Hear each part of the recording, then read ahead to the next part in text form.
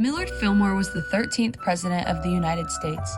He is described in the official White House website as being uninspiring. He was the Vice President to Zachary Taylor until he died in 1850. Taylor died in the first term of his presidency, and Millard Fillmore became president. He served the rest of Taylor's term from 1850 to 1853.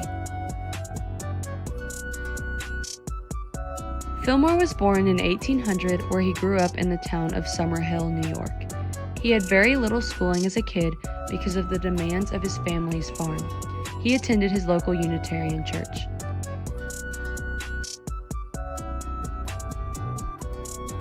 Millard went to law school and became a lawyer.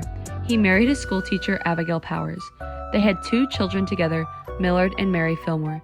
Before becoming president, Fillmore was a New York State Comptroller, held state office, was a member of the House of Representatives, and was vice president.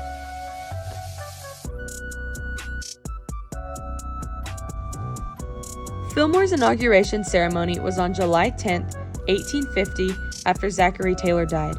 It was held at the House Chamber inside the U.S. Capitol. He had no campaign slogan or vice president because he didn't have to run, and he represented the Whig Party. The Whig Party was in opposition to Andrew Jackson and his Jacksonian Democrats. He was the last president to be a part of the Whig Party, earning him the nickname Last of the Whigs. He was also the last president to not choose either the Democratic or Republican Party. Fillmore had to immediately take the position of president when Zachary Taylor suddenly died from sickness. In 1850, he signed the Fugitive Slave Act, which seemed very controversial during this time. It made strict provisions for returning runaway slaves to their owners, and it made a lot of people dislike him. He was also disliked for refusing to join a political party. Some of Fillmore's greatest accomplishments during his presidency are signing the Compromise of 1850, admitting California as a free state, granting New Mexico territorial status, and abolishing the slave trade in Washington, D.C. He was described as a man who was genial, practical, and logical. He showed these qualities during his presidency. Fillmore enjoyed reading, farming, and practicing law. Although he loved to read, he did not like to write. In 1851, the Library of Congress set fire. Fillmore ran across the town and risked his life to personally fight the fire. He also established the first permanent White House library. Fillmore should be respected because he was forced into a role that he had never had before very quickly and unexpectedly after the president died. He took on the role anyway and tried to follow in Taylor's footsteps.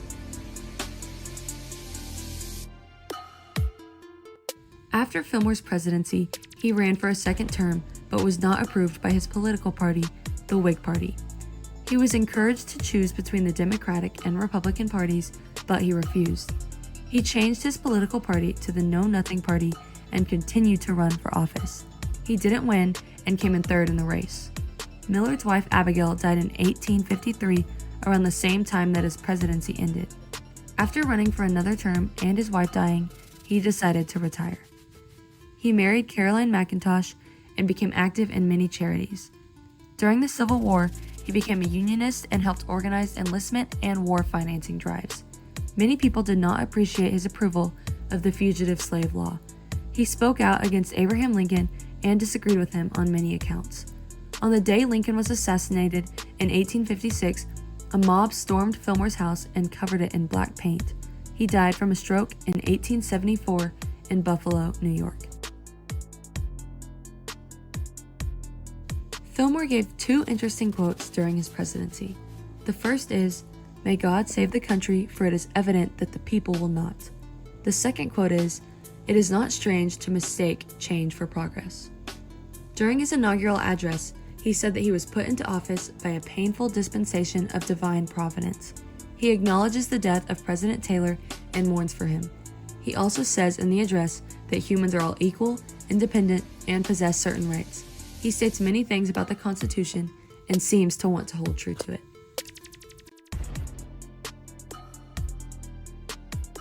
Fillmore's love for books and his ability to stay true to what he believed in, even if it was wrong, is very inspiring. Everyone tried to force him to make a decision on a political party, but he didn't give in to the pressure.